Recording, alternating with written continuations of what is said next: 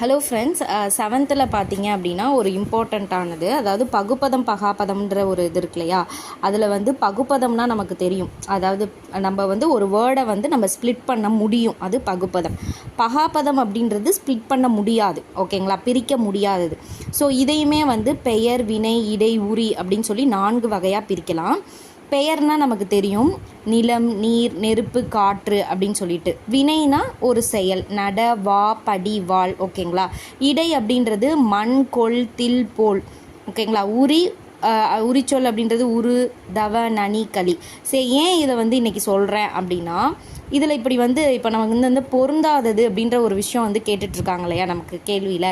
எப்படி கேட்கலான்னா, இப்போ நட, வா, படி அப்படின்னு கொடுத்துட்டு கொல்லுன்றது நமக்கு எப்படி இருக்குது, ஒரு வினை மாதிரி தானே இருக்குது அந்த வேர்டு.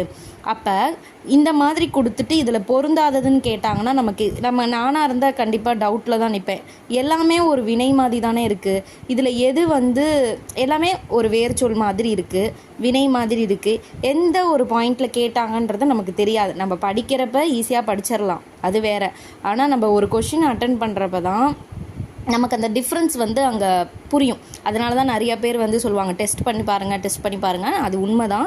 ஸோ இந்த மாதிரி கேட்டுட்டாங்கன்னா, கேட்க மாட்டாங்க, இருந்தாலும் கேட்டுட்டாங்க அப்படின்னா எனக்கு ஒரு டக்குன்னு தோணுச்சு, அதனால் நான் இதை அப்லோட் பண்ணேன், ஓகேங்களா. அப்போ நட, வா, படி இதெல்லாம் வந்து என்னென்னா வினை பகாப்பதம். கொல் அப்படின்றது இடை பகாப்பதம். ஸோ தெரிஞ்சுக்கோங்க. இது வந்து சடனாக படிக்கிறப்ப எனக்கு தோணுச்சு. உங்களுக்கும் இது புதுசாக ஃபீல் ஆச்சு அப்படின்னா கண்டிப்பாக லைக் பண்ணுங்கள், கமெண்ட்டும் சொல்லுங்கள். ஆமாம், இது எனக்கும் வந்து ஃபீல் ஆகுது அப்படின்னா சொல்லுங்கள். முடிஞ்சளவு ஷேர் பண்ணுங்கள். ஸோ தேங்க்யூ ஃபார் வாட்சிங்.